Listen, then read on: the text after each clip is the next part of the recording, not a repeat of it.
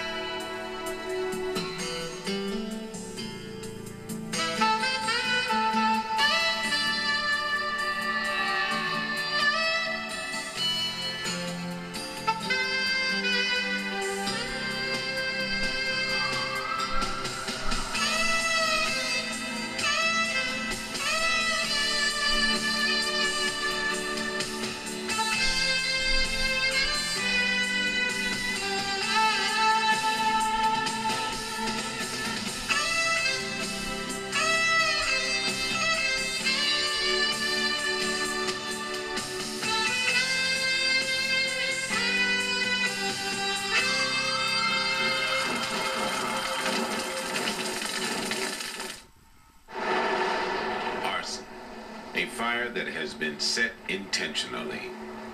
In 1996, almost 2 million fires were reported in America.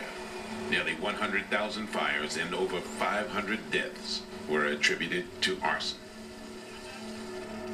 In Baltimore, 50% of the investigated fires are classified as arson.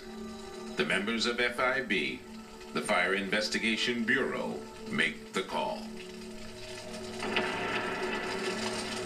I like the Fire Investigation Bureau. I like the work. I enjoy it. It's different than being in the company. The glory's gone. You don't rescue the people. You don't run into the burning buildings and put the fire out. But now you're into something that's challenging, because when nobody else can figure out what caused this fire, that's your job. I've had investigation where I really had to put all my skills, shall we say, to work, because it's the arsonist against us. And if the arsonist is smarter than we are, I can't take that. I have to beat the arsonist. You have to go in there and dig through the rubble and take piece by piece out, or maybe even reconstruct the scene and figure out how it started and why it started. And there's a challenge to each fire.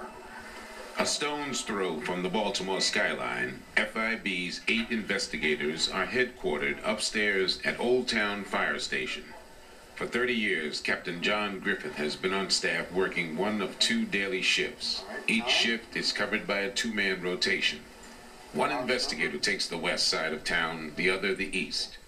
A fire call designates whether an incident is a 1, 2, or 3 alarm fire. A 1 alarm fire sends 4 engines, 2 trucks, and a battalion chief. For each additional alarm, 2 more engines and a truck are sent. Even a 1 alarm fire can merit a call to FIB if the firefighters on the scene feel the circumstances are unusual. An explosion in the basement of a family home is one such case.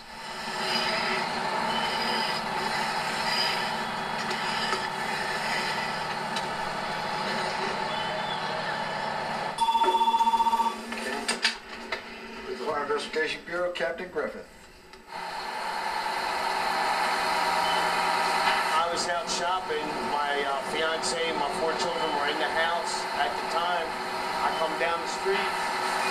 I seen the fire truck, so I came around the other way. I noticed my front door open. I just parked my car up in the corner and just ran down here. My fiance and everybody's over on the other side. Nobody's hurt. We're just missing a dog, that's That's about it. FIB 9 responding 15-minute ETA. Got a woman on the sidewalk across the street from the fire building complaining she needs an ambulance. Check it out. Something went boom.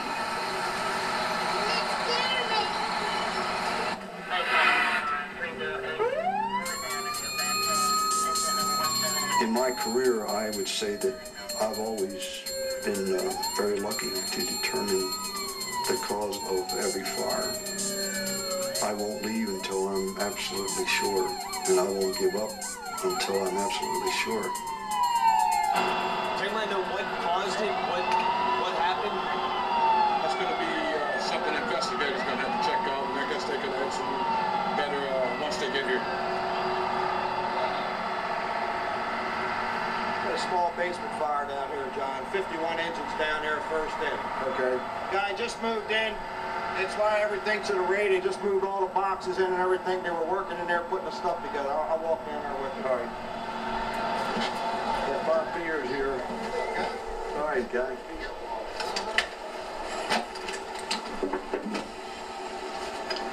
This is ruptured. Has an odor of flammable liquid stripper. That's a stripper, which is highly flammable.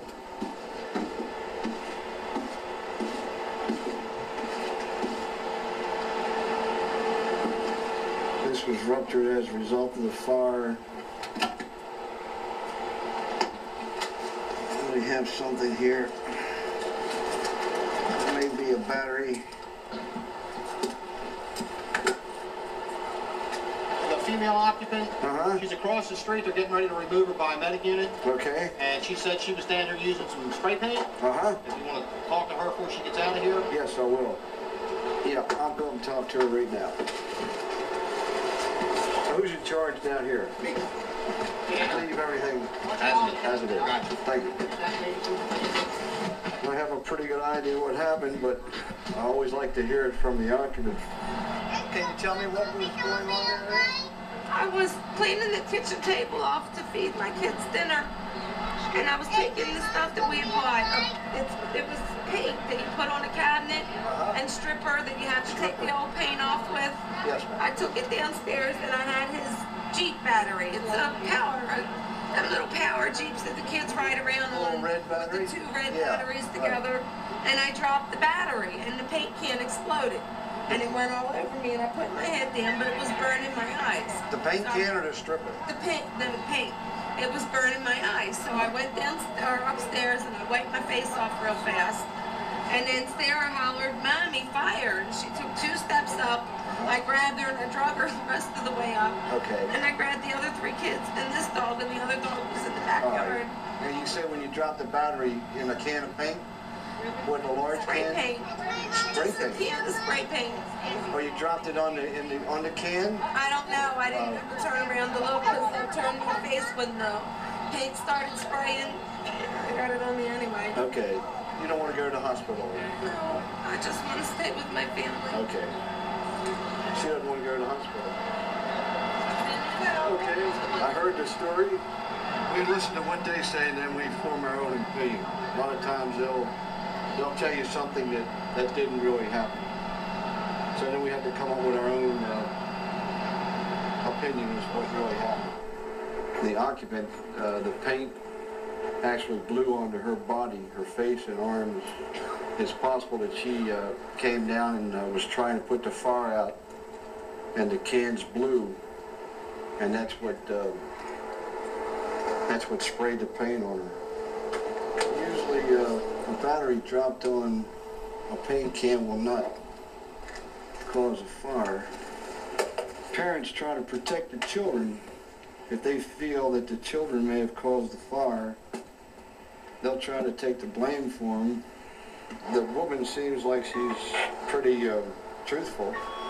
I don't think we have a intentionally set fire, but I think maybe something happened other than what the occupant is telling us at this time.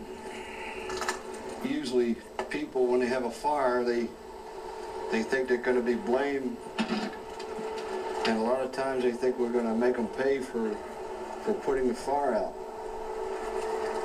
which is not so. Did you talk to the lady, the uncle? What did she tell you that Said that one of the children was downstairs. The little girl, Sarah. 5 years old? Yep. Yes, sir.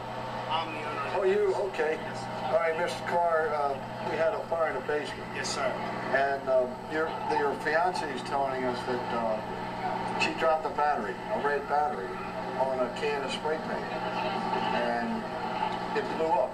But that doesn't make sense to us. Okay. We did find a can of a stripper, but that had exploded. We feel that the large red battery falling on a spray can will cause a fire. Now, a little child was down there by the name of Sarah Carr. Yeah, that's my daughter. She was down there by herself. We might want to talk to her later after everything settles down.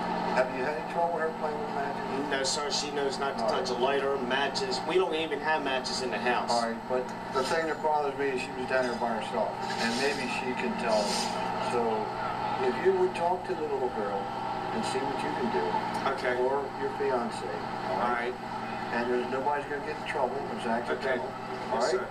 I know everybody's upset now. Yes, sir. And we want to make sure everybody's okay, and our people will check your fiance out. All right.